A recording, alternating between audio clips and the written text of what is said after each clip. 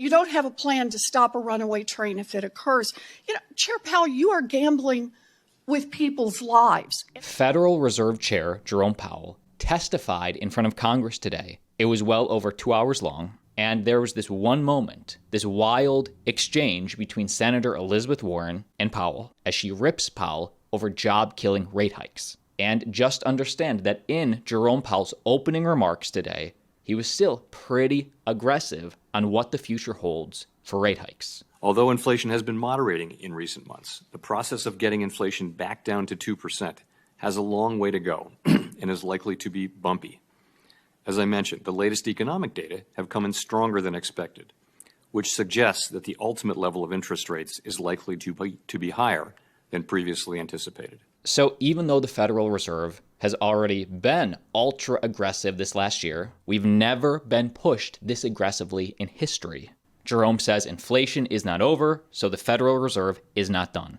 Now, if you're invested in stocks, this affects you, as well as if you're invested in crypto, this affects you. Both markets dumped on the news. Let me ask you about what happens if you do this. Since the end of World War II, there have been 12 times Senator Elizabeth Warren exploded on Jerome Powell, not because of the stock market or the Bitcoin price, but because of how the Fed's actions are affecting the labor market, unemployment in America. So the Fed has raised interest rates 8 times over the last year in what has been the most extreme rate hike cycle in 40 years. The Fed's goal is to slow inflation, and your tool, raising interest rates, is designed to slow the economy and throw people out of work. So far, you haven't tipped the economy into recession, but you haven't brought inflation entirely under control either. And maybe the reason for that is that other things are also keeping prices high, things you can't fix with high interest rates, things like price gouging and supply chain kinks and a war in Ukraine. But you are determined to continue to raise interest rates, so I want to take a look at where you're headed. In December, the Fed released its projections on the state of the economy under your monetary policy plan. According to the Fed's own report, if you continue raising interest rates as you plan, unemployment will be 4.6% by the end of the year, more than a full point higher than it is today. Chair Powell, if you hit your projections, do you know how many people who are currently working, going about their lives, will lose their jobs?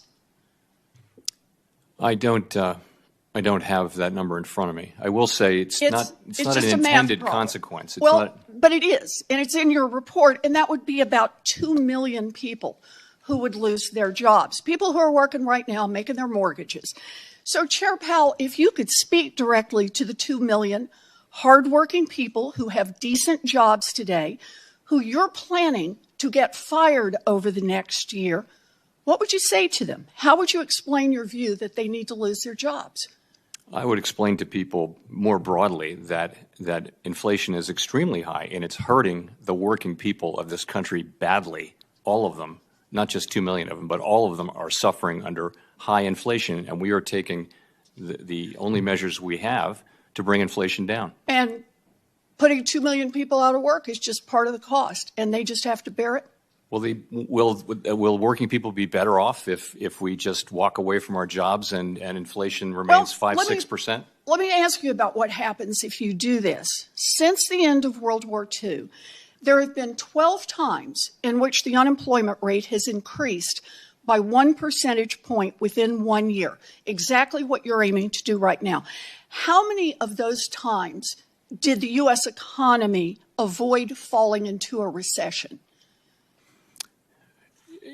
You know, it's not as black and white as very Just very looking infrequent. at the numbers, it actually is pretty black Alan and white. Blinder's written a book on this. There have been 12 times that we've seen a 1 point increase in the unemployment rate in a year.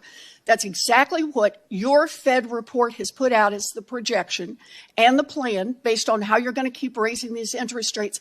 How many times did the economy fail to fall into a recession after doing that, out of 12 times? I think the number is 0. I think the number is 0. That's exactly right. So then the question becomes, we've got 2 million people out of work. Can you stop it at 2 million people? History suggests that the Fed has a terrible track record of containing modest increases in the unemployment rate. Once the economy starts shedding jobs, it's kind of like a runaway train. It is really hard to stop. In fact, in 11 out of the 12 times that the unemployment rate increased by a full percentage point within 1 year, unemployment went on to rise another full percentage point on top of that. If that's what happens this time, we'd be looking at least 3.5 million people who would lose their jobs.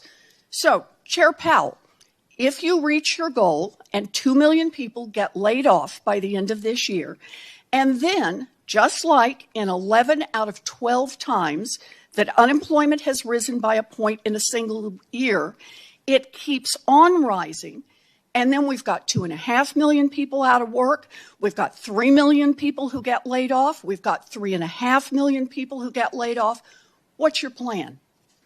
Well, right now the unemployment rate is 3.4%, which is the lowest in 54 years. And we actually don't think that we need to see a sharp or enormous increase in unemployment to get inflation under control. I'm looking at your projections. Do you call laying off 2 million people this year not a sharp increase in unemployment? I would say 4.5%. Explain that to the 2 million families who are going to be out of work. We're not targeting any of that. But I would say even 4.5% unemployment is well better than most of the time for the last 75 years. In other words, you don't have a plan to stop a runaway train if it occurs. Chair Powell, you are gambling with people's lives, and there's a pile of data showing that price gouging and supply chain kinks and the war in Ukraine are driving up prices.